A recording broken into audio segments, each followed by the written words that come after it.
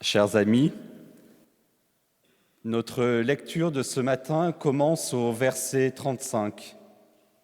Juste avant a eu lieu la rencontre des disciples d'Emmaüs avec Jésus. Mais cette rencontre n'a véritablement eu lieu qu'après le départ de Jésus.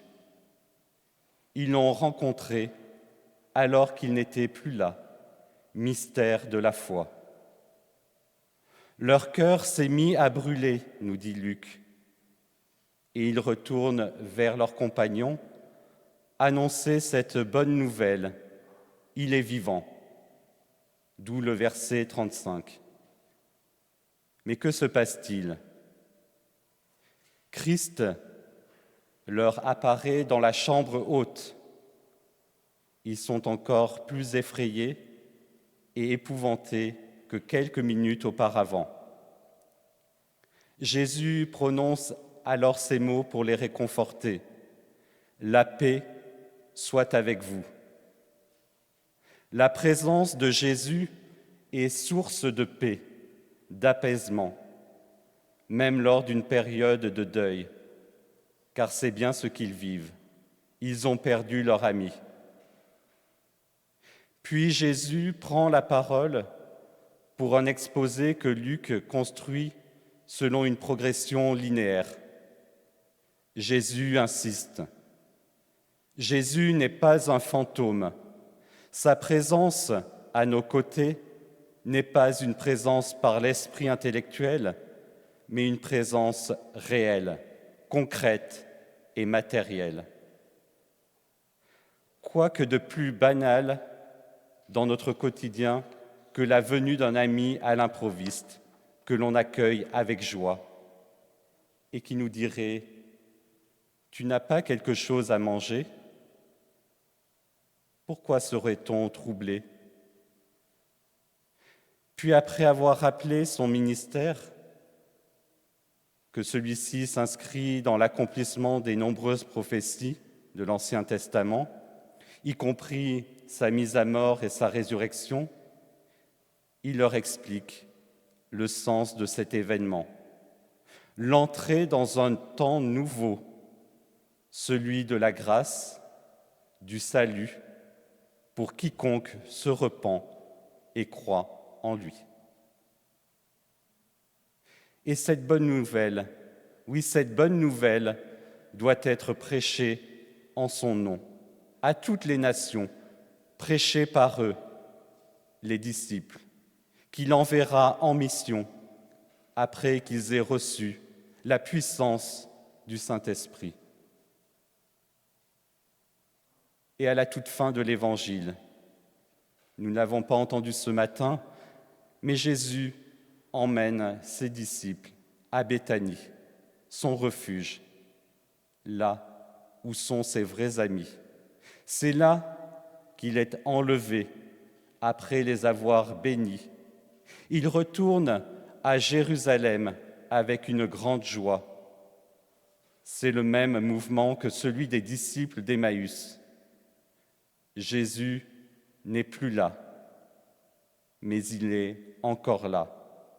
Aujourd'hui, comme il y a 2000 ans, et ce n'est pas la tristesse qui l'emporte, car leur cœur est touché. Leur cœur brûle de la certitude que dorénavant, il sera toujours à leur côté, comme le chante David au psaume 16 que nous avons entendu ce matin. J'ai constamment le Seigneur devant moi, car il est à ma droite. Je ne serai pas ébranlé. C'est pourquoi mon cœur est dans la joie, mon esprit dans l'allégresse et mon corps en sûreté, nous dit le psalmiste.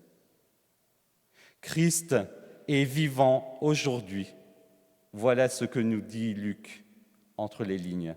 C'est ainsi que nous devons ressentir sa présence à nos côtés, à chaque instant de nos journées, et pas seulement lors de quelques moments privilégiés, comme ce matin par exemple. C'est ainsi qu'il nous transmettra la puissance du Saint-Esprit. Et c'est ainsi que 11 disciples timorés, apeurés, angoissés par le deuil, torturés par le doute, deviendront les premiers apôtres. Il y a là, dans ce passage de Saint Luc, 2 sentiments, stupéfaction et exaltation. L'incroyable est là, sous nos yeux, mais cela ne ralentit pas la peur, toujours frémissante. Emmaüs, juste avant, en effet, c'était facile. Un étranger, plutôt de bonne composition, et qui ne ménage pas ses efforts pour nous écouter et pour qu'on y comprenne quelque chose face à tout ce fatras quand même désespérant. Rappelez-vous, au matin de Pâques, les femmes sont formelles, des anges, disent-elles, qui leur ont parlé, mais de lui, pas de trace.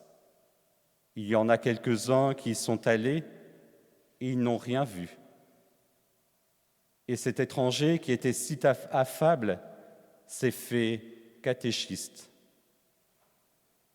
Mystère de la foi, tout ceci était lumineux, revigorant. Et puis le soir arrivait, on avait faim. Allons, entrons dans l'auberge. Et là, il a tout fait. On ne lui a rien demandé. Il a béni. Le présent a tout de suite changé d'allure. Avant, l'atmosphère était lourde. Tout ceci pesait. C'était accablant. Mais quand il avait parlé, tout s'allégeait. L'histoire retrouvait de la saveur, l'esprit, le cœur se réchauffait.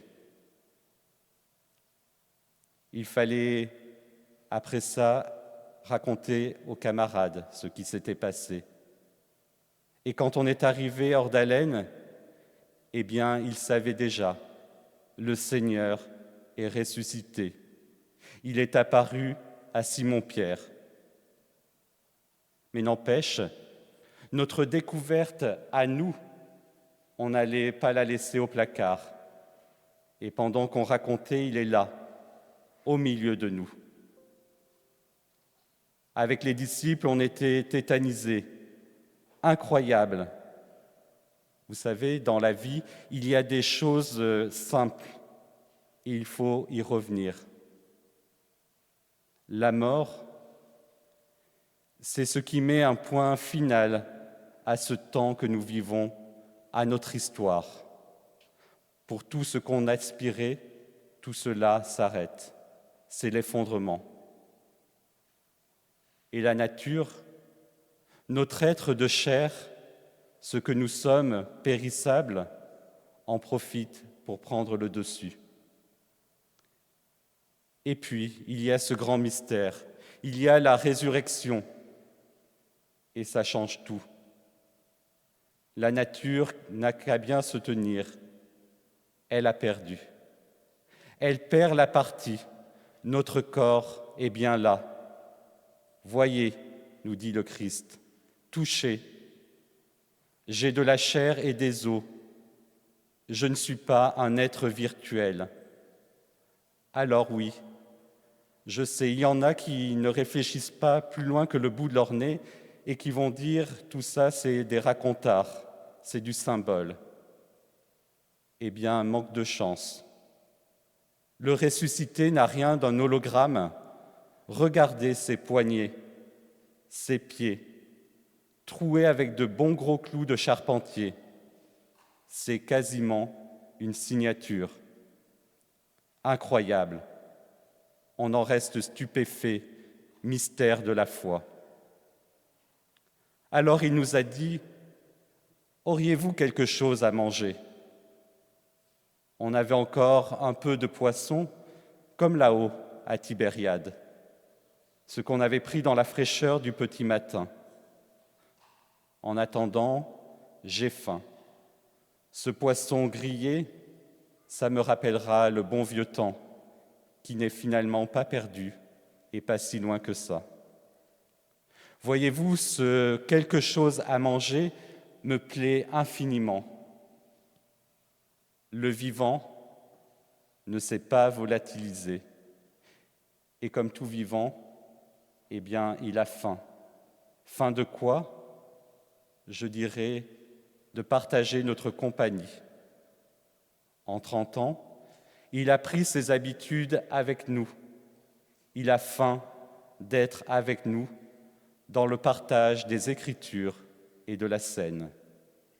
Nous avons faim de lui, de sa présence, quand nous l'avons supplié. Reste avec nous, car déjà le jour baisse.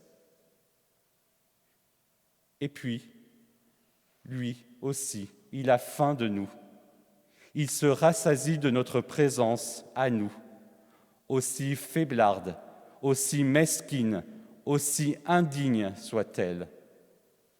Mais il ne fait pas le difficile, ça lui convient parfaitement. Et finalement, ça donne plus que du bien-être, ça donne de la saveur à nos petites existences agitées, bancales et si souvent épuisées. De la saveur, oui, ça donne à comprendre avec lui, de tout repasser de A à Z, de l'alpha à l'oméga, de la loi de Moïse aux prophètes et aux psaumes, les fondations, les annonces et le présent au jour le jour. Et on va regarder le futur qui vient en face, avec confiance. Le changement est possible. Ce n'est pas seulement le changement, c'est maintenant, mais le changement est possible. Pour cela, il y a cet amour infini. Christ efface notre dette. Il pardonne nos péchés, il pardonne nos manquements, nos égarements, et nous en sommes témoins. Mais cette histoire nous interroge. Nous constatons comment le Saint-Esprit a transformé ses disciples incrédules en apôtres, ne craignant plus rien ni personne. Cette question nous est posée à nous aujourd'hui. Resterons-nous de sages disciples, écoutant l'enseignement du Christ, attentifs à la parole de Dieu? Ou bien allons-nous devenir des apôtres, chacun là où nous sommes? L'enseignement du Christ nous mettra-t-il nous aussi en mouvement, sans savoir exactement où Dieu nous conduira, mais avec la certitude qu'il nous accompagnera à chaque instant, car il n'a jamais été aussi présent à nos côtés qu'aujourd'hui. Nous qui savons être au bénéfice de cette grâce imméritée, nous avons l'ardente obligation de nous mettre en mouvement sans tarder. Que notre lecture de ce matin nous exhorte, si ce n'est déjà fait, à mettre notre foi en action et à annoncer partout, en temps et en dehors du temps, que le Christ est vraiment ressuscité. Oui, Christ est vivant. Amen.